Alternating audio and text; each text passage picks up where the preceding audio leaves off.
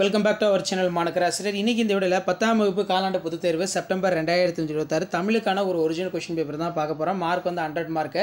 So நீங்கள் எந்த டிஸ்ட்ரிக்டாக இருந்தாலும் சரி, கண்டிப்பாக இந்த கொஷின் பேப்பருடைய கொஷினை கொஞ்சம் நல்லா ரிவைஸ் பண்ணிக்கோங்க. கொஷின் பேப்பர் உங்கள் ஃப்ரெண்ட்ஸுக்கு யூஸ் பண்ணுங்கள், உங்களுக்கும் ஷேர் பண்ணுங்கள். ஸோ இப்படி தான் உங்களுக்கான மாடல் கொஷின் பேப்பர் இருக்கும். கண்டிப்பாக இதில் இருக்கக்கூடிய குருவினா, சிறுவினா, நெடுவினா எதுவும் ஸ்கிப் பண்ணாதீங்க, எல்லாத்தையும் நல்லா படிச்சுக்கோங்க. வேணும் 4 வினாக்களுக்கு மட்டும் விடையளிக்கும். வினாயின் 21 கட்டாயமாக விடையளிக்க சொல்லியிருக்காங்க. ஸோ இதில் பார்த்தீங்கன்னா நமக்கு கொஷின் 1 by 1 இருக்குது.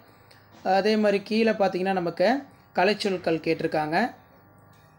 அதே மாதிரி தமிழனை வாழ்த்துவதற்கு காரணங்களாக பாவலர் சுட்டுவன யாவை?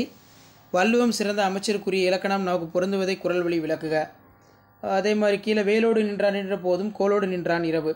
முயற்சி திருவினையாக்கும் முற்றின்மை இன்மை புகுத்திவிடும் குரட்பாவில் அமைந்துள்ள பொருள்கோள் வகையினை சுட்டி காட்டி விளக்குக. மனோன்மணியம் சுந்தரனாரின் தமிழ்தாய் வாழ்த்து பாடலையும் பெருஞ்சித்தனாரின் தமிழ்தாய் வாழ்த்து பாடலையும் ஒப்பிட்டு மேடை பேச்சு ஒன்றை உருவாக்க.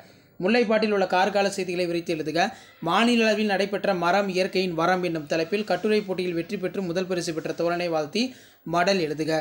அதே மாதிரி உணவு விடுதி ஒன்றில் வழங்கப்பட்டுள்ள உணவு தரமற்றதாகவும் கூடுதல் விலையாக விடுதல் குறித்து உரிய சான்றுடன் உணவு பாதுகாப்பான இருக்க கடிதம் எழுத சொல்லியிருக்காங்க. ஸோ இப்படி தான் உங்களுக்கான மாடல் கொஷின் பேப்பர் இருக்கும். ஸோ அது கீழே வந்து பார்த்தீங்கன்னா காட்சினை கொண்டு கவி உணர்வு கொடுத்துருக்காங்க. ஸோ இதெல்லாமே ஒரு மாடலுக்கு பார்த்து வச்சுக்கோங்க. தமிழின் சொல்லடம் பற்றியும் புதிய சொல்லாக்கத்திற்கான தேவை குறித்து தமிழ் மன்றத்தில் பேசுவதற்கான உரை குறிப்புகள். ஸோ அதே மாதிரி நமக்கு நூலக உறுப்பினர் படிவம் கேட்டிருக்காங்க.